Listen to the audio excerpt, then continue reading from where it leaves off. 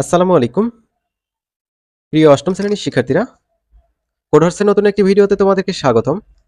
এই ভিডিওতে বার্ষিক পরীক্ষার আকাইদ অফ ফিকহ এই বিষয়ের উপর একটি প্রশ্ন দেখিয়ে দেবো। এটি একটি স্কুলের প্রশ্ন যেটির পরীক্ষা অলরেডি হয়ে গিয়েছে, আর এই প্রশ্নটি আল ইমতেহান গাইড থেকে করা হয়েছে। তোমরা যারা দাখিলের স্টুডেন্ট আছো তারা এই প্রশ্নটা দেখতে পারো। আর আমাদের এই অ্যাপটা ইনস্টল করবা।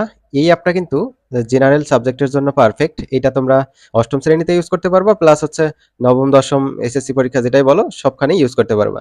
তো এটা ইনস্টল করে স্টাডি করবে। এর মধ্যে প্রশ্নগুলো দেওয়া আছে, তারপর হচ্ছে মডেল টেস্ট দেওয়া আছে, সবকিছু দেওয়া আছে। অ্যাপের লিঙ্ক কমেন্ট বক্সে দেওয়া আছে, সেখান থেকেও ইনস্টল করতে পারবে। তো এখানে দেখো, সময় 3 ঘন্টা, পূর্ণমান 100। প্রথমে হচ্ছে এমসিকিউ, এখানে 25টা থাকবে। তারপর বড় প্রশ্ন আমি দেখাচ্ছি, এমসিকিউ গুলোর উত্তর আমি তোমাদের দেখিয়ে দেবো। 1 নম্বর বলছে আল্লাহ তাআলা পৃথিবীতে কতজন রাসূল প্রেরণ করেছেন। তারপর হচ্ছে 2 নম্বর, 3 নম্বর, 4 নম্বর, 5 নম্বর, এভাবে হচ্ছে প্রশ্নগুলো আমি প্রথমে দেখাই। তোমরা হচ্ছে মিলিয়ে নিও, আমি উত্তরও দেখিয়ে দেবো, কোনো চিন্তা নাই।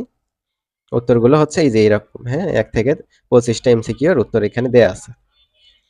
তারপর এই যে 13 নম্বর এমসিকিউ, 14 নম্বর নিজ সন্তানকে সদকা দেওয়ার হুকুম কি।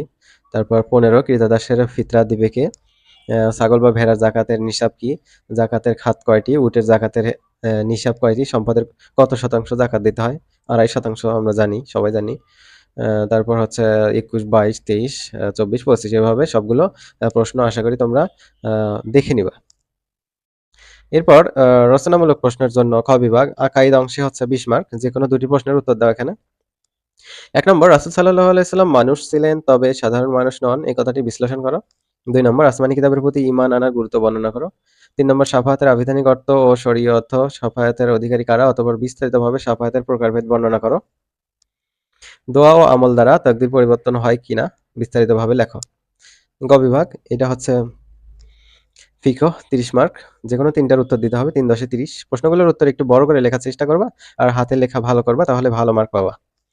রাসূল সাল্লাল্লাহু আলাইহি ওয়াসাল্লাম মানুষ ছিলেন তবে সাধারণ মানুষ নয়, এই কথাটি বিশ্লেষণ করো। সাদাকাতুল ফিতর কি, সাদাকাতুল ফিতর আদায় করা কার উপর ফরজ ও ওয়াজিব। পশুর জাকাতের বিধান উল্লেখ করো, জাকাত আদায়ের উদ্দেশ্য সম্পর্কে যা জানো লেখো। ওসর কাকে বলে ও সরের হুকুম ও নিসাব বর্ণনা করো।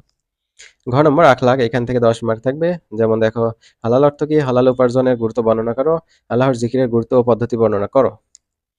তারপর সর্বশেষ বিভাগ, এখানে 15 মার্ক থাকবে। আকাইদা অংশ থেকে যেকোনো একটার উত্তর দিতে হবে, ফিকহ অংশ থেকে যেকোনো একটার উত্তর দিতে হবে, তারপর আখলাক অংশ থেকে যেকোনো একটার উত্তর দিতে হবে। এগুলো সংক্ষিপ্ত প্রশ্ন, এগুলো হচ্ছে 5 মার্ক করে থাকবে। আগেরগুলো যতটা লিখতা, অর্থাৎ আগের প্রশ্নগুলো 10 মার্ক ছিল, যত বড় লিখতা এটা তার অর্ধেক করে লিখলেই চলবে। মেইন কথাগুলো ছাড়া যাবে না, অবশ্যই ভালো করে লিখতে হবে, তাহলেই তোমরা ভালো মার্ক ওঠাইতে পারবা। ভালো মার্ক ওঠানোর অর্থ হচ্ছে মেইন জিনিস লেখার ভেতরে রাখা, সাথে হাতের লেখা সুন্দর করা, স্পষ্ট করা, তাহলেই ভালো মার্ক পাওয়া যায়। তো আশা করি এটি একটি স্কুলের নমুনাপত্র, যেটা তোমরা দেখে নিলে এভাবেই তোমাদের প্রশ্ন আসবে, এগুলো সলভ করবে, আশা করি অনেক বেশি কমন পাবে। পরবর্তীতে কোন বিষয়ের তোমরা প্রশ্নপত্র দেখতে চাও সেটা কমেন্ট বক্সে জানাবা, আমি দেখানোর চেষ্টা করব।